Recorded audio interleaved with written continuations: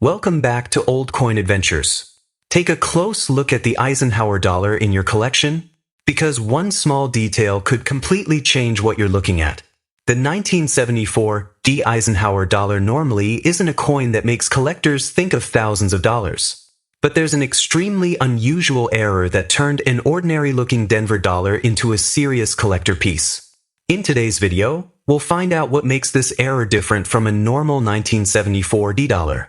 How you can check whether your coin could be one of these rare examples, and most importantly, how much has a genuine 1974 error actually sold for. I'll also show you where a coin like this can be professionally authenticated, and where you could sell it if you've actually found the real thing. So before you spend that old Eisenhower dollar, take another look, because the metal hiding inside the coin may be the clue that changes everything. Before we look for the error, let's understand what you're actually holding.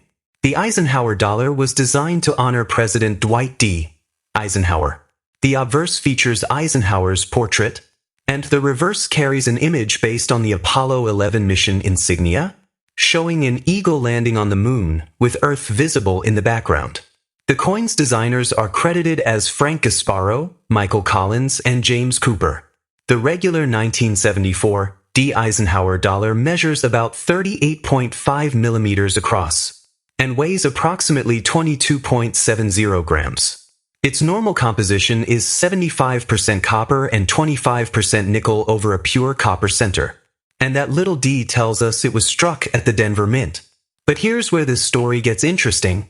A small number of 1974 Eisenhower dollars were struck on something they were never supposed to be struck on, a 40% silver-clad planchet. That's a major difference. The Denver Mint wasn't supposed to produce silver-clad Eisenhower dollars. Those silver-clad dollars were associated with the San Francisco Mint. Heritage explains that some silver-clad planchets apparently ended up in a shipment that reached Denver, and those planchets were accidentally struck there as 1974 dollars.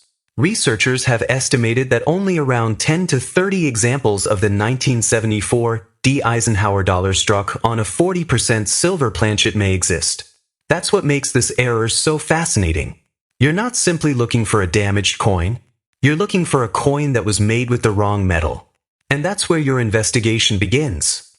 Now let's get to the part that really matters. How do you know if your 1974 Eisenhower dollar could be one of these errors? First, don't judge the coin only by its color. And don't assume that a shiny appearance automatically means silver. The coin needs to be properly examined, including its weight, composition, appearance, and overall characteristics. A genuine 40% silver Eisenhower planchet normally weighs about 24.59 grams, compared with about 22.70 grams for the regular 1974 clad dollar. The silver-clad composition is approximately 60% copper and 40% silver. But there's something important here.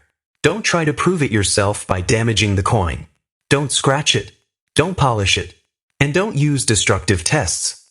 If your coin looks promising, the safest move is professional authentication. A certified example can be authenticated and graded by a major service such as PCGS. And this is where the value becomes very interesting.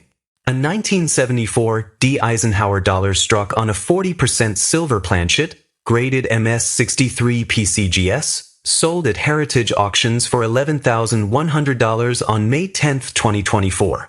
And that's not the only major sale. Another PCGS-certified example graded MS61 sold at Heritage Auctions for $6,600 on August 16, 2024. An earlier MS63 example sold for $5,520 in a 2005 Heritage auction. Heritage Auctions. So remember, a normal 1974 Eisenhower dollar is one thing, but a genuine example struck on the wrong 40% silver planchet is a completely different story. And if you believe you've found one, don't clean it. Don't alter it. Get it authenticated first. Once the error is confirmed, you can consider selling through established coin auction companies such as Heritage Auctions, Great Collections, or Stack's Bowers. Because with a rare error like this, the difference between an ordinary dollar and a 5-figure collector coin can come down to something you can't see just by looking at the date.